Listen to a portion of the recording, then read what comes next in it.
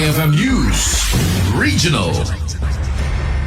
Naiyawi din dagiti talo a bangka iti Minero a nasarakan iti uneg ti abot wenno tunnel sa Jay Nayak Sapid Manyakan Benguet iti Pebrero 23, 2026. Sigon iti Manyakan Municipal Police Station kinumpirmada a naiyawi din iti syudad ti Baguio dagiti bangkay a dua minero manipud iti Upper Crystal Cave Bakakeng Central Baguio City. May basar ti investigasyon dagiti otoridad nasarakan dagiti understate of decomposition a bangkay iti talo biktima iti dalan nga uneg iti daga. Dua dagiti biktima iti aktawen iti 22 ken 24 nga agpada iti residente ti Upper Crystal Cave Bakakeng Central Baguio City bayat ti maysa nga agtawen med iti 24 is residente iti Paratong Tabio Manyakan Benguet. Investigasyon dagiti otoridad naudi a nakita iti biktima iti Pebrero 20 ken nasarakan damet digito iti Pebrero 23, 2026. Kabayatan nga naduktalan nga asphyxia secondary to inhalation wenno pananglagab di saan nga nabigbig nga gas iti rason nga ipupusay da dagitoy. Sigon kini Police Captain Geoffrey Bayading, Chief of Police iti Manyakan Police Station, inkari iti boss dagiti biktima nga mga paayda pinansyal at tulong. Damag Regional para iti IFM News, Idol Shanti Papi, Tatak IFM.